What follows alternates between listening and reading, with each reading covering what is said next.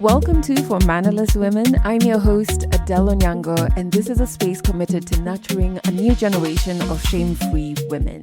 In this episode, I'm joined by Jaxx Of All Trades. She's a South African social, political, and current affairs commentator, and her voice is really shaping how Africans engage with politics, identity, and culture. I found her work on TikTok, loved how she brought so much depth and perspective to current affairs that is shaping Africa. Followed her on Instagram, and I was like, she has to be on the show. Now, this episode is for you who's ever felt like you don't quite fit the mold. It's also for you if you're questioning the life that you've been told that you should want. It's for you if you're learning that freedom often begins with disappointing other people's expectations. Yeah, many of us are at that point. This is the episode for you because we're going to unpack what it means to build a version of womanhood that doesn't already exist. Why turning 30 can feel like liberation. We're going to talk about the self-work that changed her life and why becoming a free woman, a mannerless woman, makes so many people uncomfortable. Let's get into it. I'm so excited to have you on For Mannerless Women. I came across your content first on TikTok. I'm not from South Africa, but I found myself learning so much. Who is this woman who's doing such an incredible job, and then connected with your Instagram? And I just first want to begin our conversation by giving you your flowers. It's a lot of work that you're doing. It can be thankless sometimes, but it's landing. It's landing all the way in Kenya. Oh my goodness. That's always so crazy to me because like South Africa's obviously at the bottom of the continent. It's such a small country, and the idea that social media has equipped us to reach places far and wide is always so wild to me. But I'm grateful that, the message is going to certain places. Like I'll look at my TikTok and be like, there's people watching me in the UK. That's crazy. It's fulfilling, but it is, as you said, a lot of work. Yeah, it is a lot of work. And congratulations. I saw for World Press Day, you took the message to Zambia, I believe. Yes, You're taking yes. it out of South Africa. Yeah, yeah. No, I mean the call from UNESCO was, so wild. I think we all grew up understanding what the UN does and then UNESCO. And their whole idea was that because it's World Press Day, when do we start having these conversations that content creators like me and you are also supposed to be in the room? Mm. And when I was doing my speech, if you will, opening the World Press Freedom Day, they called it Setting the Scene. I made it quite a point to say that, like, you unfortunately cannot get rid of us, but in the same breath, we cannot do what we do without traditional media. I don't have the resources traditional media has. I don't even have the education of a journalist, So it was very important for me to highlight that, yes, there's value in bringing content creators like me in the room, people who do explainers, but at the same time, I don't want to be the kind of person who says, well, print and TV and radio media is dead. I hear you. I hear you. I think like both can work together, especially now where Africa is we both need each other. Independent media, independent creators, and also the traditional structures. And you do such a great job of it. And that's why I wanted to start this off by giving you your flowers. But I also feel like I see myself in you, my fellow bald queen. I literally wanted to say that. I was like, two baldies taking over the world. Exactly. I joined the club with my chest last year, but I was there undercover before. Based on that, you have obviously this incredible career that's pretty front facing. Are there Yeah. some assumptions that people make about you because of your appearance as an African woman that defies what I guess they've been socialized to believe a woman and femininity should look Mm. like and should appear? Yeah, first of all, I think African women are known to be, voluptuous and thick, and that's what's attractive. We're not heroin chic in Africa. And I am exactly the opposite of that. So I'm a very skinny, tall girl. So growing up, I never felt beautiful, for example, because I just didn't fit the mold of what Africans deem as beauty. And then I think once I cut my hair, I think that even went into further overdrive of like, oh, I'm not necessarily considered what is feminine, especially considering how I dress. I dress very androgynous, very male, if you will. I don't want to use that word, but I don't necessarily dress in the average woman or how the world prescribes the average woman to dress. And so I've always felt not necessarily othered, but I don't necessarily think I've ever fitted in the mold of the beauty standards of Africa. But I don't necessarily let that get me down because I don't live my life for the male gaze or for praises of what I should look like. But I also don't deny the fact that that did have a very big impact on my confidence growing up. And I think only now that I'm getting into my 30s am I starting to feel more comfortable and feel more beautiful in this world, you know? I hear you. I feel like I can completely relate with that. I come from a tribe in Kenya whose women are known to be like super voluptuous, super curvy, and I Mm. am stick thin. And so some of the conversations are like, you have adults around you in your childhood who say certain things that stay with you even from a young Mm. age. And I remember Mm. an aunt telling me once that I am so thin that only a white man would marry me. Oh, wow. That's crazy. So, my nickname growing up, me and my cousin was Nombanjane, which is you would call it like Little Miss Ribs, essentially, because we were skinny and our ribs were protruding, if you will. And I had a mom who never married. So I've never looked at marriage as the end goal for me. But oftentimes even now at 33, well, not yet, but at 32, it's still the question of like, when are you going to get married? Maybe if you dressed a little bit more feminine, you would you would attract more men. I also think there's a little bit of confusion. Am I straight? Am I gay? Because of how I look and how I dress. And I always, it was always interesting to me that, okay, let me actually put it like this. I was watching a TikTok yesterday, and this person was making commentary that, in a country that has so much poverty, most people are going to only achieve marriage in their life. That's the easiest thing that they can achieve, marriage and children. And those of us who maybe are looking for more in our lives are always going to be looked down on for that. I grew up with, as I said, a mom who never married. My mom said to me, I remember asking her, why did she never get married? And she said, I went to school for 7 years to become a doctor, only for a man to tell me what to do. And she was just like, I don't prescribe to that. So I definitely feel like that is a thing in South Africa. It's always a question of when are you going to get married? When are you going to have kids? Do you have childbearing hips? I don't. If we're looking at the standard, I don't have childbearing hips. But I do enough yoga for me to think I can, if I decided to make that choice, I'd be able to push a baby out. But I think, for us as Africans, I think it's actually rooted in family. Our goal in life is always family because we are community based. In South Africa, it's called Ubuntu. And so I think our outlooks have always been that. But I do think the tide is changing a little bit. Yeah, and it's so interesting. Even just hearing what your mom said is so powerful. Mm. And it's sad that in a world that we live in, that marriage would be the easiest thing to do. You know what I mean? There is a bit of Yeah, yeah, sadness there. 100%. For me, it highlights a failing system, failing governments Mhm. that, women can't look for anything else but marriage or that, and this is not to say that there's anything wrong with marriage. I have married friends, they seem extremely happy. At times I'm jealous of them. I can't even lie. But but the fact that that is what womanhood is reduced to is always concerning to me. And I always related to the fact that the state doesn't provide either enough education or enough opportunities for women to see beyond that. And you'll find that even if it's not a goal, there are women who are getting married now to say, I want to live in a two-income household. I Yes. cannot actually survive if I don't get married in this world. I get paid the least, and then if should I have a child, men love to abscond their duties.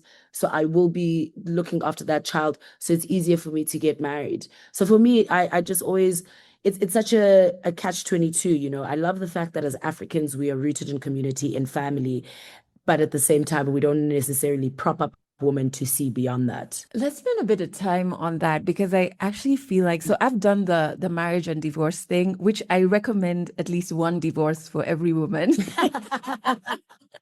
If you want more than one, that's okay. But at least one. Can I ask, why do you recommend that? I think there is a liberation it gives you when you break away from this big thing that Mm, society forces down your throat and says that your value is rooted in it. Going through a mm, divorce forces you in a way that I don't think anything else does, not grief, not mm, heartbreak, not whatever challenge. No, it forces you to get to intimately know yourself as a woman mm, and then ask, okay, what type of life do I want? And I don't mm, think, especially for African women, we get enough spaces traditionally mm, where we can mm, sit in silence and be like, okay, if I was to design mm. this womanhood, what would it look like? What did it feel like, you know? I mean, I've seen the trend on TikTok where, I think it's called the divorce effect. And Yes. and you see these women go from like, and I'm sorry to say this, but tired, Hmm. haggard, overweight, just they're not bright, they're not shining. And Yeah. they do this like reveal of them after they've gotten divorced. And you have never seen women look more beautiful. And I think it's both an inside and out kind of situation. They obviously take the time to take care of themselves finally, to choose themselves, whether that is through health, through choosing skincare routines and whatnot. But also, I also believe the reason you see their beauty even more is because it's radiating from inside. Yes. There's a joy that they have. And it's because you're forced to rebuild the inside. You're forced to shed Mm, everything you were socialized to believe. Obviously, there's a tragic grief part of it, but it's pretty beautiful. It's pretty beautiful. But yeah. it's daunting, and that's what I wanted to ask you, that the daunting Mm, and overwhelming bit of defying what has been mm, subscribed to us as what womanhood should look like mm, is you're designing something that may not exist, not in your lineage or not around you. And mm, in a world whose support systems are for those who follow the rules. And so for me, there are times like I moved out of town, I live alone, I'm not doing the employment thing, I'm child free. yeah. There's sometimes I sit and I'm like, oh my God, I don't have an answer for this part of my womanhood because it doesn't exist. So Yeah. I've got Yeah. to try it out for myself. And do you have those moments where you realize you're creating something that may not really exist? Yeah, I mean, when was it? 2024. I had built this company called Until Marketing and Events with my best friends who are all men, right? And in that company, I took on a very matriarchal role. So I did all the admin, I was the finance lady, like I would run to the bank, I would buy the groceries for the office. And for example, I would call myself tech support. So when we have a new employee and it's time to, what's this thing called? It's time to set up their laptop. I'm the one who's going to the iStore to get it and set it up and connect the printer and do all these things. And then in 2024, I was tired of that, Mhm. Obviously, this is a more complex decision, but that that jump to now quit my job, obviously having saved, because one thing I'll never say, don't quit your job without a cushion, at least 6 months. Yes. And I remember when I finally made the decision at like it was 2 a.m. in the morning when I sent the email. And then, yeah, I quit my job and I didn't know what I was going to do next. And I remember there was a lot of concern. Why would you leave such a sure thing? What are you going to become? What are you going to do next? And dare I say, even the men that I was friends with didn't really think that I would become something. The questions that they were asking. Um, so in a country that's got so much unemployment, why do you think whatever you're going to do next is going to be different from, or is not going to put you in a position of joining that unemployment stat? And I remember having a weird kind of confidence that it's gonna work itself out, right? Yeah. And I took the 6 months sabbatical and then eventually became this Jaxx of all trades and built that whole thing. And that for me was building something that was never done before or hadn't been done before. Even when I started until with the guys, being the only girl in the company, there weren't many women in events. And so I would always want to prove myself. So I'd be carrying stock and I'd be building fencing like the guys. And when I turned 30, something clicked and it was just like, why am I trying to compete with men in a men's world? Why can't I just build my own lane? And I've successfully done that in a world of content creation, of news content creation specifically, where men are predominantly the ones who are in this field or in this lane of mine. I've managed to make my way in there. I was reading this other stat, something like 86% of all news content creators are men. I feel like over the last 2 years, I have kind of done something different and created that lane for myself. I really think you have. And, coming from a traditional media background, I can say for sure it is very male dominated and more so in the bits of ownership. So what you're doing is actually it's so impactful and it speaks to representation, yes, but also ownership. Can women own their own new media platforms? And what happens when they do? So I wonder, what do you define your womanhood as today? Oh, I saw this in your the briefing document that you guys sent before this interview, and I was like, shucks, how am I going to define my womanhood? But I think the answer lies in that womanhood is almost undefinable when I look at it. It's so layered that you cannot call it one thing. I think men can sit there and say a man is a provider, a man is a leader, and a man is strong, protects, and they can put it in a neat little box and we can say that's what manhood is. But womanhood is so layered. You are equally a leader, a provider, a caretaker, a lover, a teacher. And so I define my womanhood now as someone who is, I guess, able to be everything all at once. I can watch football as much as I love Real Housewives of Beverly Hills. You know, I don't like to cook, but I love to clean. Womanhood, actually, there's the word. Womanhood is dynamic.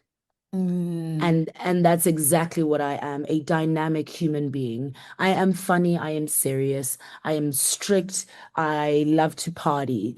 I am a caretaker, I'm a provider for my mom and my brother. I am a voice in South Africa as much as I want to also be taught and be led. I think it's so layered that I spent the whole evening last night trying to think what it is. And I think the only way I can define my womanhood is that I'm dynamic, and womanhood in general is dynamic, and it cannot be defined by one or even two things. I completely agree with you. And I think there's also the element of it's evolving, isn't it? Sometimes I think about who I was. I'm 37 now, and I think about who I was at 23, 24, 25. And sometimes in the same year, it'll change. Yeah. And I think I love the idea of it being dynamic and you being free enough to let yourself evolve. You mentioned something changing when you hit the third floor. What I did love that it. feel like? I love it. Yeah. I was and we're going to get a little bit emotional here, but don't feel bad. When I was young, I was bullied quite a bit. Mm. I was one of the few black girls in a white school. I was a skinny girl amongst beautiful, voluptuous. They say in South Africa, we have the God-given BBL. I was the nerd where everybody was obsessed with boys. And so I was bullied quite a bit in my young age, and then into my 20s became a very anxious woman, a very depressed woman as well. And these are things that I still carry with me in my pockets today. And so I was never confident in anything that I did. One thing I'll give the boys and the men that I worked with for 12 years is that men have an unrelentless like confidence about themselves. In whatever they do, they don't doubt themselves. And so my 20s were very much kind of forming that confidence, borrowing from men, but also taking the time to go to therapy, working out, and doing all these things to build my confidence because I recognized quite early on that the world is unforgiving to people who are not sure of themselves. And so when I got to 30, a lot of the doubts that I had about what I'm supposed to be, what I'm supposed to look like, where I'm supposed to live, how much money I'm supposed to have, all those things kind of simmered down. And I stopped comparing myself to everybody else around me. Mm. Like I said, a lot of my friends got married between like 28 and now. And back then, I remember when the first friend got married, it was just like, oh my God, the biological clock is ticking. I need to get married. I haven't had a boyfriend in 3 years, or that kind of panic. And then you turn 30 and you're like, do I actually even want a man in my house? I've built this life, I've set this thing up, there's a routine, I eat what I like, go Yes. dinners. Sometimes it's cereal, sometimes it's like sardines, some cottage cheese and a cracker. Popcorn. you know, but of course, sometimes you just have a cup of tea and you call it a day. And so my 30s was relief, I think it was. Mm. It was this idea that everything that society had told me I needed to have done by 30 was null and void. I actually didn't have to subscribe to what society deems I should have done by 30. And I don't know how to explain this to 20-year-olds, but it just switches as soon as you get to it's almost like a Yes. click. You just almost are like, what was I actually whiling about all this Yeah. other time? There was a lot of confidence, but that confidence didn't just come without the work that I did in my 20s. Mm. I always say to people like, mess up in your 20s, make all the mistakes that you want to make in your 20s, take all the risks, go to a festival for 3 days, and disconnect from your phone. Date poorly if you must, but also learn from that. Your 20s are exactly that because they kind of set you up for when you get to 30, you're like, right, let me build the life that I really want. And then when I'm 40, I've heard that when you're 40 from my friends, that's when it really gets fun Yes. because you are really now settled into who you are. And then by the time you get to your 50s, nobody can tell you anything. So that's kind of what it was for me in my 30s. I think it was just relief. That is so incredible. Like I'm nodding so hard when you talked about it being like a switch. That's Yeah. exactly how I've described it to my friends. I was like, I woke up one day and it was like a switch. I just didn't care anymore. I really just Yeah. didn't care. It's especially after that, like there's the 28, 29-year-old like quarter life crisis. Yeah. You are just in a full on panic. Yeah. You haven't done enough in your life. And then you get to 30 and you're like, oh my God, this is actually ridiculous. I'm fine exactly where I am. Exactly. And you've mentioned when we spoke earlier Mm, that 2020 was a pivotal year for you, not mm. only because we were all going through the pandemic or the panorama, whatever you want to call it, but maybe you can take us through that season as to Mm. why it stands out as a year that really impacted you. Yeah, so 2020, obviously, I was in an events. We were doing our events company at that time, a marketing company, and the whole world shuts down. And so I think the first lesson was how fickle life was. I had a lot of friends lose parents. We saw, I think, globally how disposable life became in 2020. Mm, And so I think the first thing I realized in 2020 was that I can no longer live my life coasting, just like, how do I say, just going with the wind, essentially, or rather just like not being deliberate about my life. Let's say that. So that was the first. And then 2020 also taught me from a business aspect, I needed to diversify. And I mm, think that's why my name now, Jaxx of All Trades, is so apt because that's when I realized from a business front that you cannot have all your eggs in one basket because we sat for 6 months. You know, mm. we sat for 6 months doing nothing. Luckily, we had saved up enough. We were the kind of company that was very frugal. We never did dividends.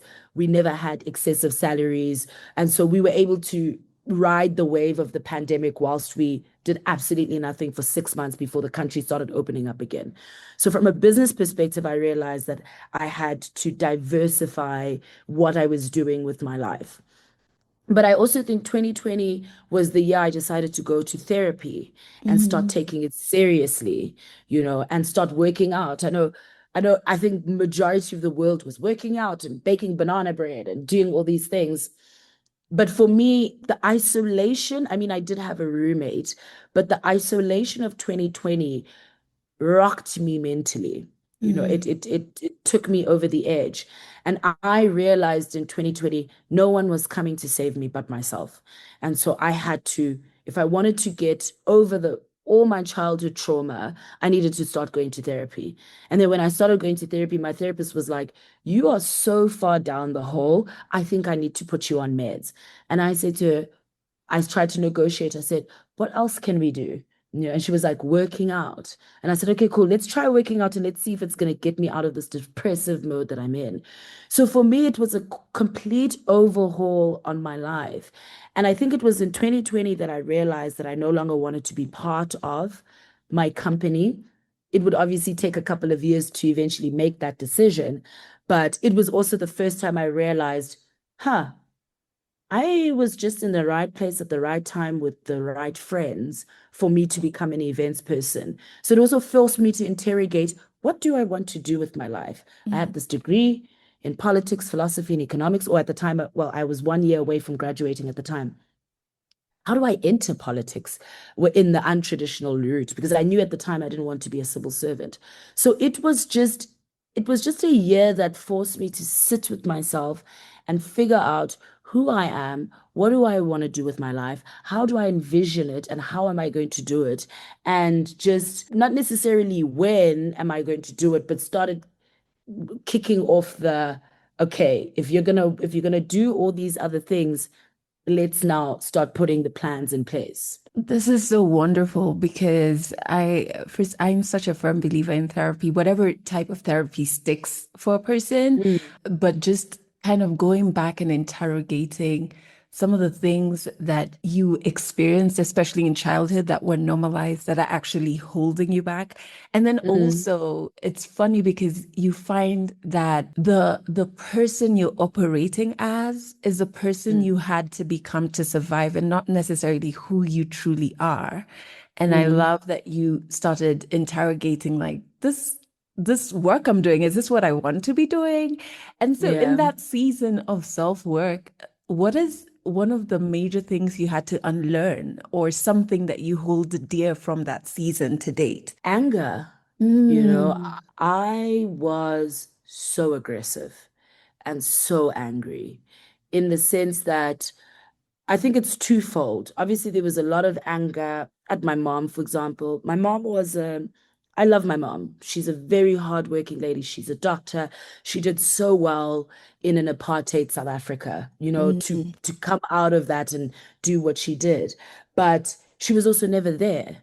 So I was the child who was forgotten after school or whose parents was never there when she, had to when I was getting an award at school. mm, So first I had to stop being angry at my mother. And then that anger, that's all that childhood trauma, but that anger would also manifest in a way where I thought, because I'm in a company of men and I'm the only woman, I have to show strength. And the way I used to show strength was through anger. Yeah, they used to call me Auntie Jaxx because I was so strict. I was shouting all the time, screaming at people, this, that, and and those parts of me are still I still have those parts of me today. I was in a screaming match with my mom yesterday.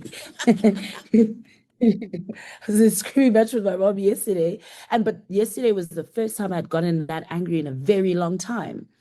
So I think the biggest thing that I had to let go of was anger. And sometimes now I sometimes get upset that I don't get as angry as I used to, because then sometimes I feel like I'm a little bit weak.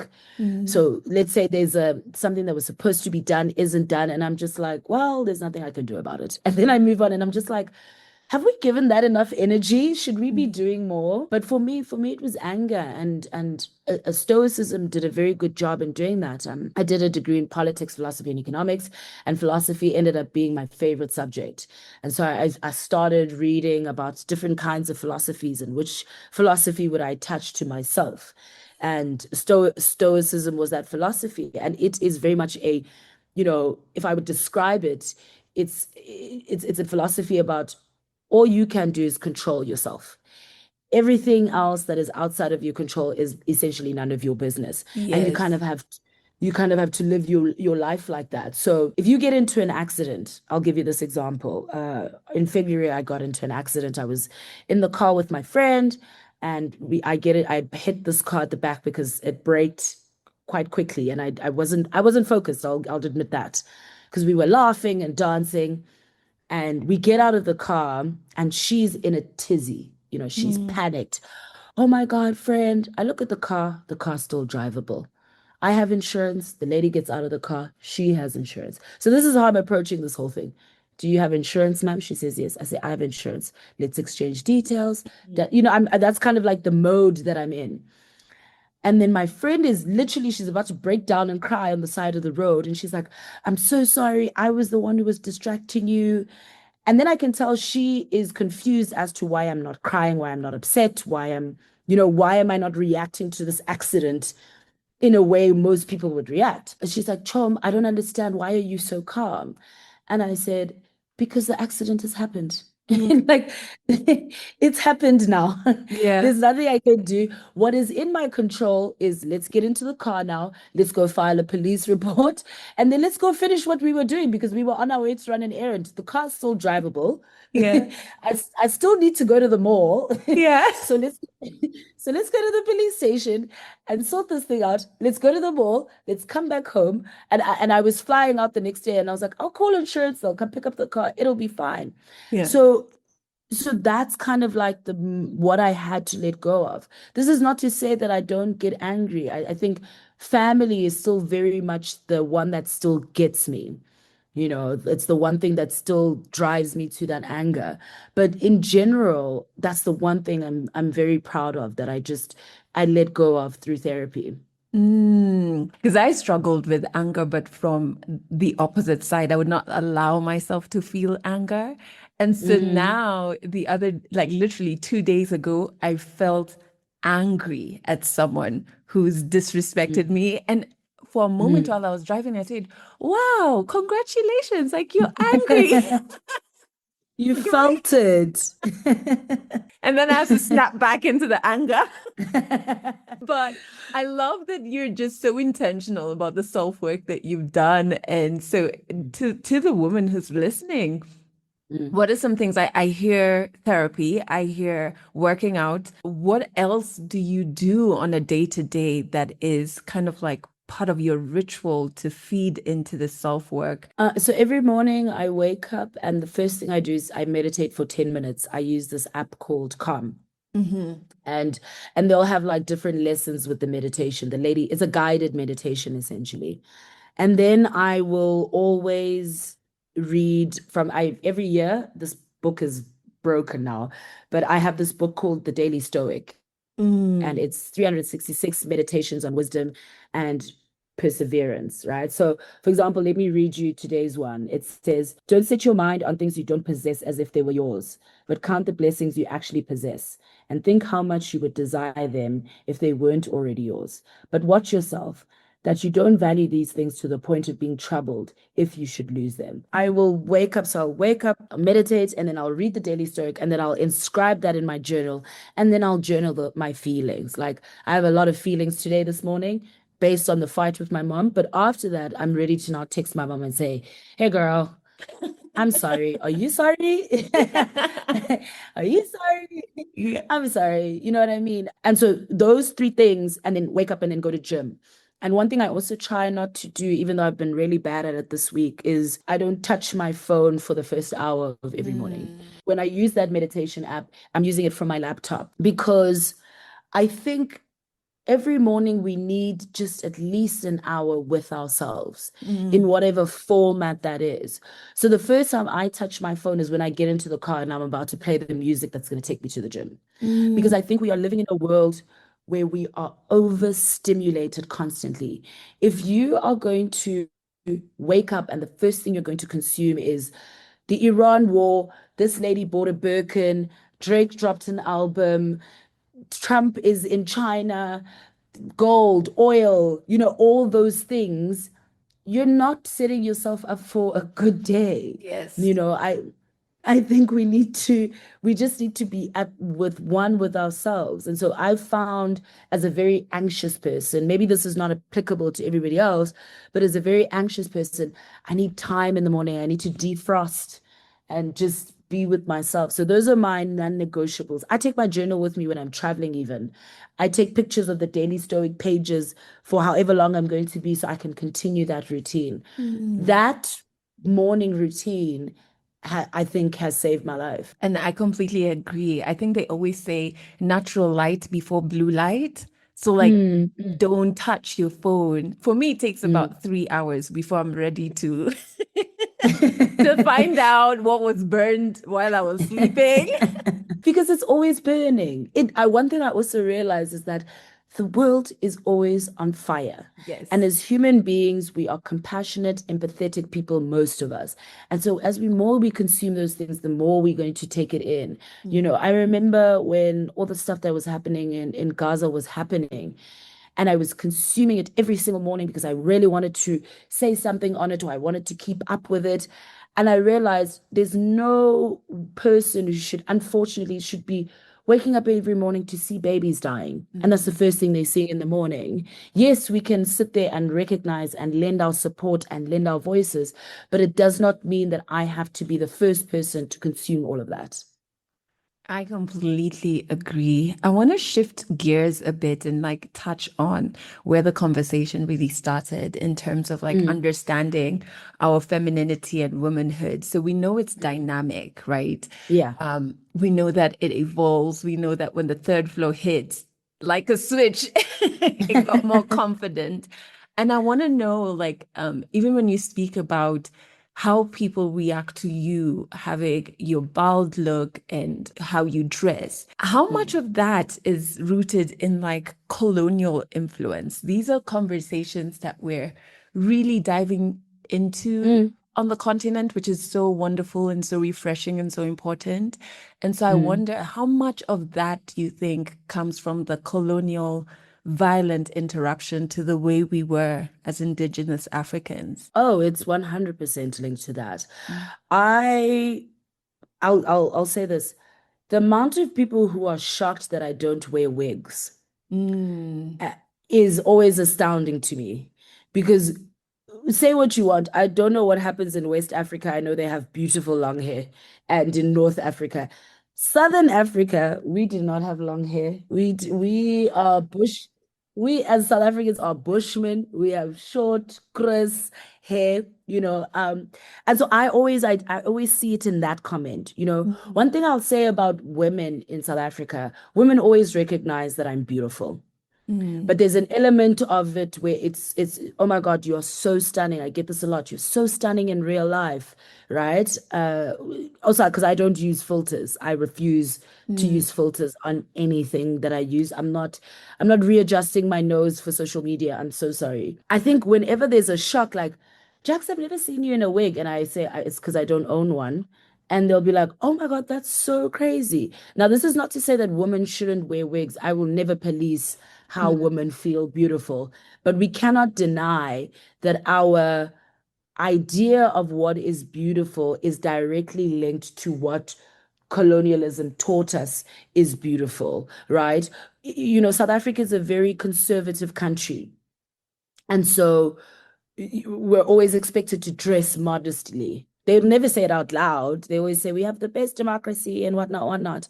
But we are expected to dress modestly. Or when there is the wreath dance, I think it's the wreath dance or the wreath ceremony, that what's this thing called? That the Zulu nation and the Swaziland nation do. You'll get on social media and people will go, "Oh my God, why do they have their breasts out?" That's our Mm. culture. Mhm. We were never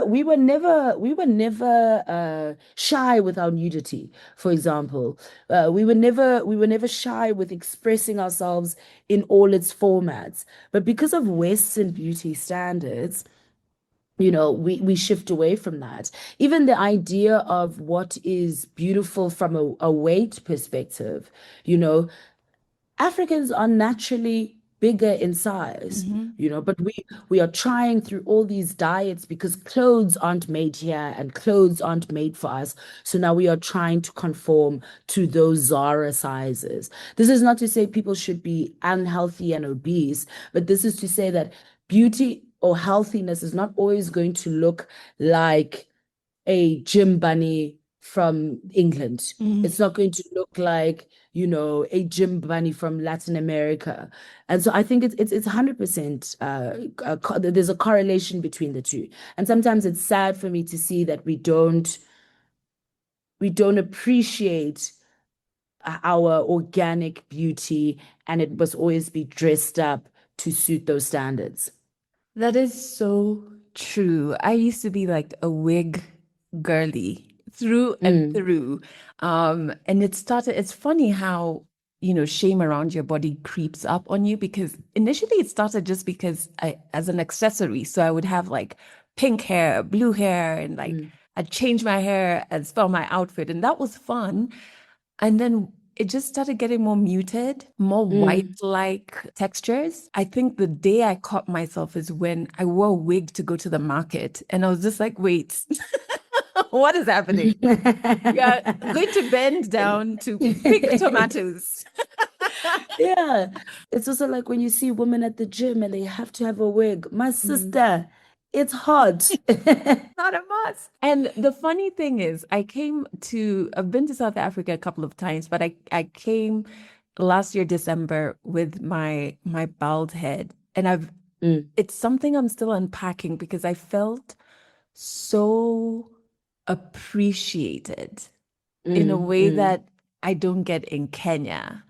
And so mm, it was very interesting because I was just like, this is something I'm going to sit with and try and understand because in Kenya, it's seen as rebellion and you want to be more masculine.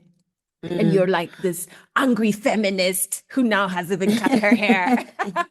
And Yeah, it was different in Joburg. So I was just trying to mm. like, I was like, I need to sit with this and understand it. South Africans have always appreciated a bald head. One thing I will say is that it is we I think somebody had said that the rest of Africa, yeah, doesn't there's no such thing. Like it's very rare Hmm. for the rest in other parts of Africa. But South Africans, we've always had short hair.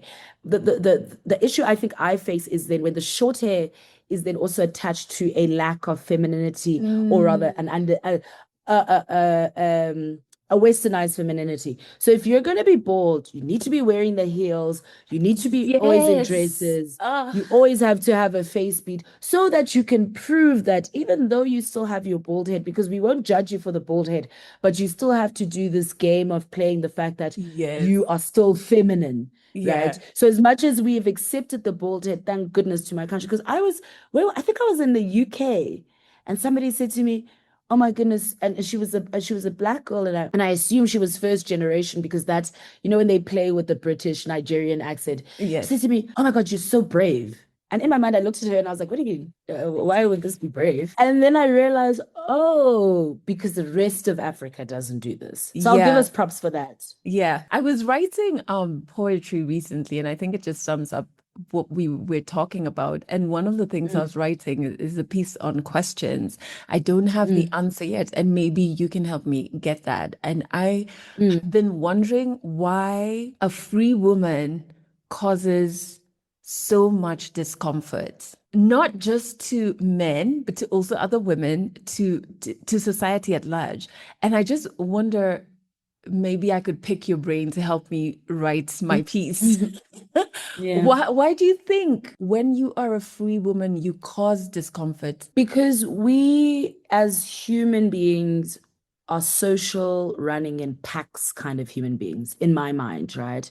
And when you break from that mold, you are a direct threat to how everybody is living their lives. So as humanity, I think we are stuck in do we want to be individuals? Or do we want to be whatever the collectives, let's say? And when people aren't part of the collective, when you are bold in a society that favors hair, when you are unmarried in a society that values marriage, you then become a direct threat to that society or that collective, right? And I think as human beings, one thing we are unwilling to admit is that we do not like when people do things differently to us, right? And for me, it's rooted in the fact that human beings, we have the language and the education now to say we like things to be different, but in general, we don't like to be different.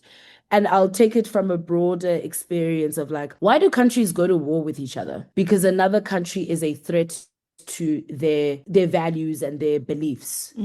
So, so what did, for example, Islam do to Americans and Christianity for them to have a 30-year, 50-year war even with specifically the religion of Islam? Did people of that religion make threats to the United States? No. But the fact that they were growing and becoming, for some odd reason, then became a threat to the United States, for example. We are unwilling to admit that we like, as animals of this world, we like it when everybody is the same as us because then it doesn't force us to change anything about how the world is. When a woman is different or is outside of the norms, she forces anybody else who's in that collective to reflect on how they're doing things. And nobody wants to do that introspection. Everybody's fine with the status quo. And so for as long as there are women like me and you who are outside of the status quo, we then are threatening people in that collective. And I think that's just the best way I could think about it. But I think it's a very difficult question to answer. I know, but I love that because it causes discomfort, and I think Mm. there's also an element of how can she have the freedom that I don't know how to give myself yet. It's rooted in fear. Everything that we do in as human beings is rooted in fear. When global leaders are starting wars, it's fear. When men are shaming women for how they're dressing, they fear that they're losing control over women. When I always laugh, well, not necessarily laugh, but every time South Africans kick off this xenophobia thing, and there's a lot of women who are like, yes, these people must leave our country, da da da da da. When men don't get these jobs that they think foreigners are taking of them, when men don't get these jobs, when things don't change, when the economy doesn't improve because we've kicked all these foreigners out, who do those women think is next? It's going to be actually Women are the ones who are taking our jobs. Women are actually women should go back to the kitchen so that men can go back to having jobs and getting money. That's exactly what we're seeing in the United States, right? Yes. So for as long as we think that there is a threat to us without actually interrogating why things are the way they are. So without interrogating the fact that the reason in South Africa, the reason there's no jobs in South Africa, one of the big reasons, is not because there's a lot of foreigners in this country, it's because your government has been stealing from you for the past 20 years. But nobody wants to have that conversation, and the leaders love it when we are not focused on that part, but we are focused on all these immigrants. Now, that's not to say that there isn't an immigration problem in South Africa.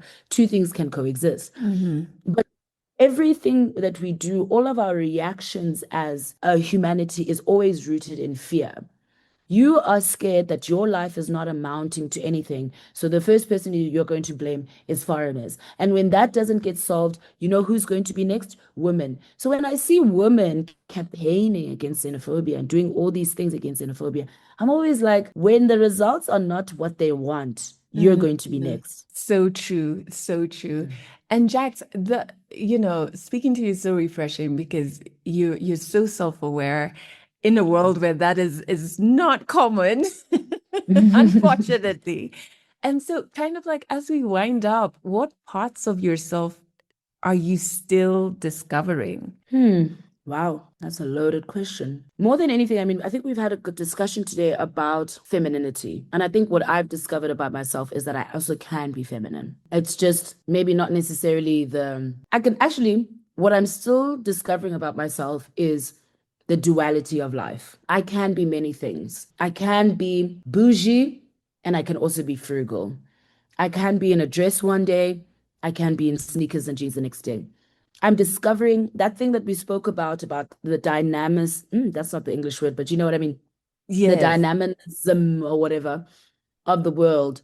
I think that's what I'm still discovering about myself. But also, I think more than anything, I'm not at that level of confidence that I wish to be at. You know, I was doing a job the last 2 days for Spotify.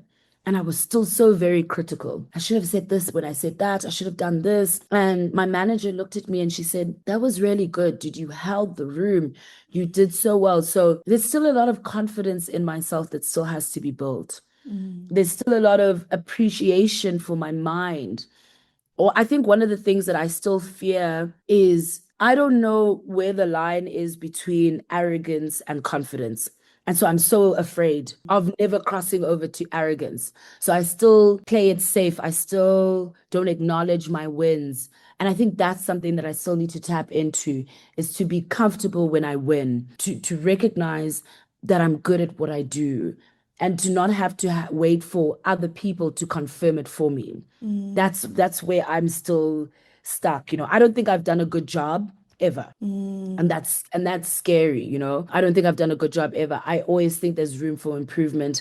I am a relentless perfectionist. And it's crippling at times. And so that's I think I still need to work on. I really appreciate just your vulnerability and openness about that. I don't know if it helps, but it is something that I too would grapple with.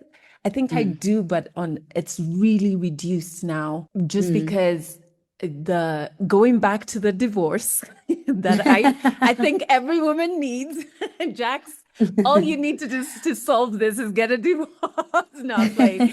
But it kind of just when the more I showed up for myself, that's what the win is for me. You know, obviously with work, you say, you know, next time we're gonna add this and this is how it's going to be better. You definitely do that because that shows improvement. But it's in saying, wow, I got up in front of those people. I saw the photos from your Spotify event. I got up in front of those people. Do you know how many people can't even do that? I did Yeah. that. I commanded the room for 2 hours. That is wonderful. And for the next week, I'm going to sit in that. And then after the week, I'm going to start saying, how can we do it better? You know what I mean? Oh, that's brilliant. I need to remember that. For the woman who's listening, we are wrapping up with your mannerless message to her. What is that message you want to leave her with? In a world of social media, of instant gratification, of an insane cost of living, I'm gonna need you to love, and this is as cheesy as this is going to sound, you're not going to survive if you're constantly looking at what other people are doing and how fast they're doing it and when they're doing it. You have to make the work, or rather do the work to be comfortable in yourself. I want to read this other one that something I read yesterday. Let me see if I can find it. I have it here. Those obsessed with glory attach their well-being to the regard of others. Those who love pleasure tie it to feelings, but the one with true understanding seeks it only in their own actions. Think on the character of people one wishes to please, the possessions one means to gain, and the tactics one employs to such ends. How quickly time erases such things, and how many will yet be wiped away. And it's this whole idea that if your happiness is dependent on accomplishing certain goals, what happens if fate intervenes? What happens if you're snubbed? What if there's these outside events that interrupt it? What if you do achieve something, but nobody finds it or is impressed by it? It's this idea that our ambition should not be the win, but it should be to play with our full effort. And I'll read the last part of this whole thing. It says, our intention is not to be thanked or recognized, but to help and do what we think is right. Our focus is not on what happens to us, but on how we respond. In this way, we will always find contentment and resilience. So it's this idea is that don't do anything for anyone other than yourself. Don't do it so you can get praised at work. Don't do it so that people can wave and say, oh my God, you're so great. When you are getting dressed in the morning, dress so that you say, I feel excellent in this outfit, not, oh, I wonder if my boss is going to look at me and say, those are a fabulous pair of shoes, and it's this idea that you just need to be content with yourself. And it takes a whole lot of work. And I know it sounds very hullabaloo-ish and it sounds like, those motivations, but I truly believe that there's nothing we will achieve. There's no happiness we will attain in this world before we are happy with ourselves. What an incredible conversation. I feel like that conversation with Jaxx is what you need to listen to at the beginning of every day. What? I think a key takeaway for me is just that reminder that womanhood isn't this destination. It's not a checklist. It is dynamic. It's evolving, and maybe the greatest act of freedom for you as an African woman is giving yourself permission to define it for yourself instead of just inheriting someone else's version. Now, if you'd love to keep up with Jaxx and the incredible work she's doing, and I really think you should, not only because we're all about supporting other African women here, but because she's worth it. Let me tell you how she breaks down social issues.